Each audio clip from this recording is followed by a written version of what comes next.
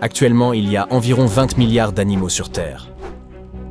Dans des conditions idéales, nous pourrions en avoir 5 milliards de plus. Cependant, de nombreuses espèces ont disparu, et environ 44 000 sont actuellement en danger. Le plus grand événement d'extinction massive récent s'est produit à l'époque des dinosaures, éradiquant 75% des espèces sur Terre.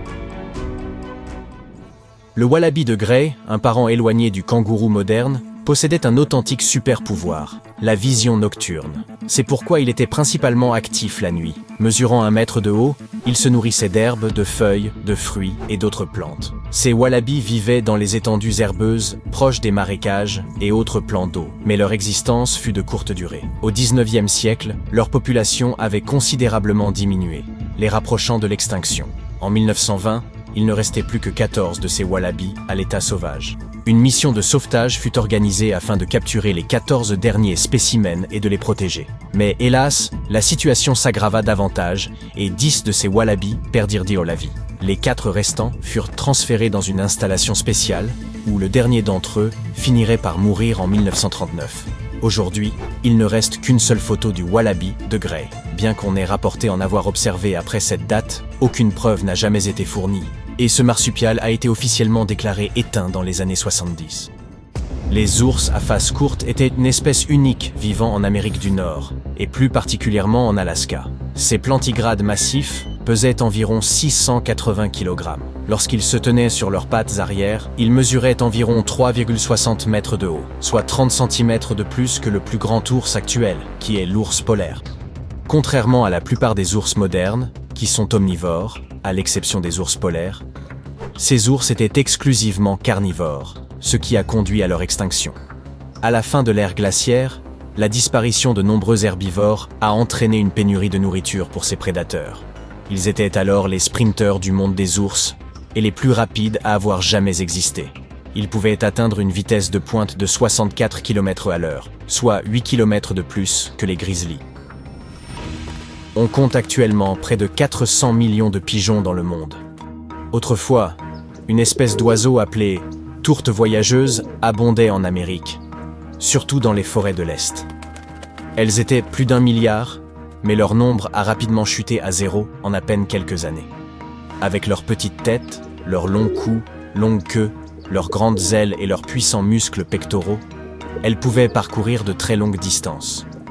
La dernière tourte voyageuse, baptisée Martha, est morte en captivité en 1914, marquant la disparition de cette espèce dans l'écosystème américain.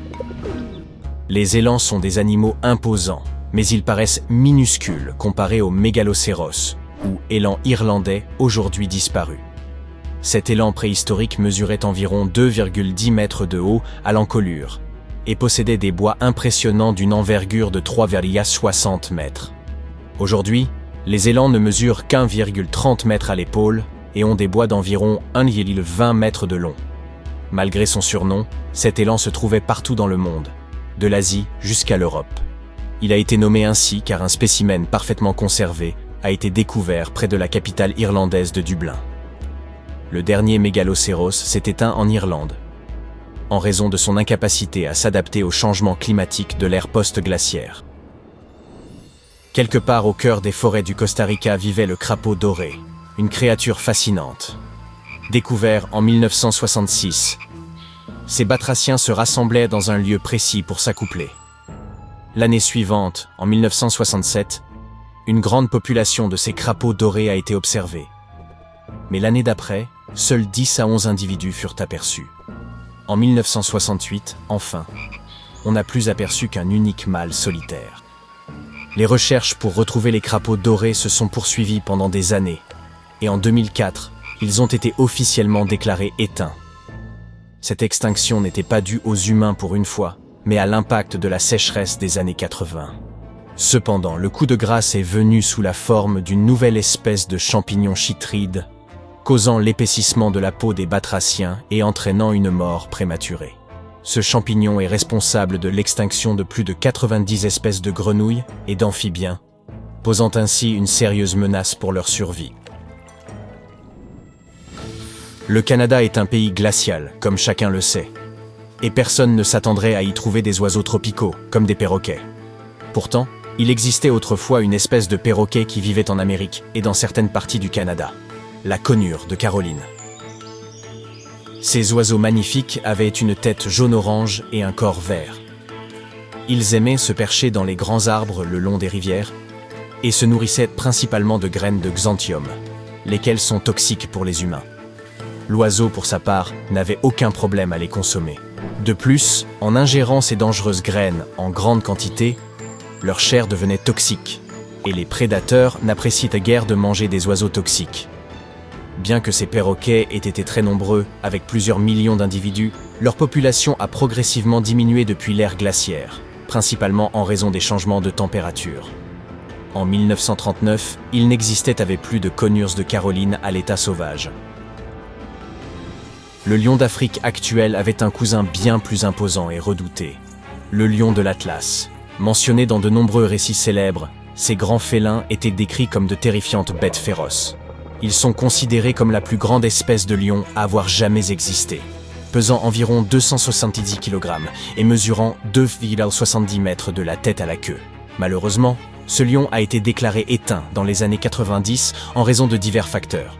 Et aujourd'hui, nous ne possédons plus qu'une seule photographie de l'animal prise depuis un avion. Les perruches de paradis étaient originaires d'Australie. Ces oiseaux se distinguaient par leurs couleurs éclatantes et leur méthode de nidification unique, qui consistait à choisir des termitières pour y déposer leurs œufs.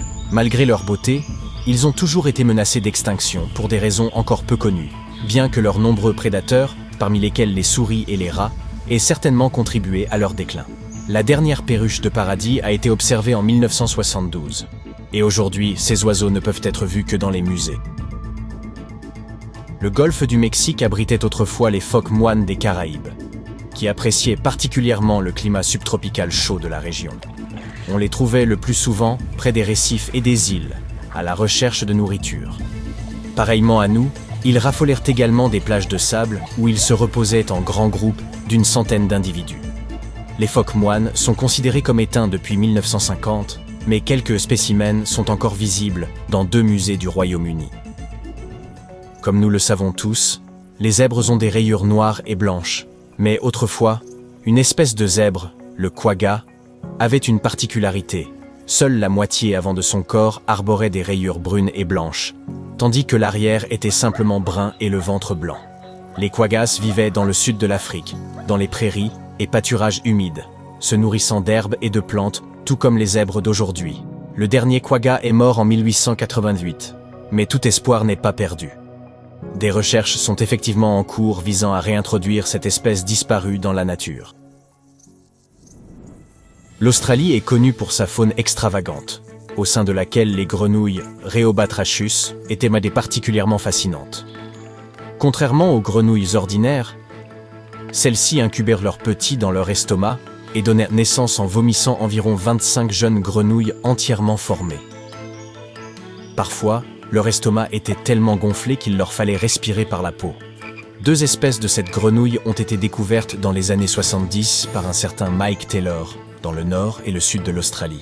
Malheureusement, une décennie après leur découverte, les 2 espèces ont disparu principalement à cause du champignon chytride que nous avons évoqué plus tôt. Cependant, elles font également l'objet d'un programme de désextinction, et les chercheurs ne ménagent pas leurs efforts pour les réintroduire dans leur habitat naturel.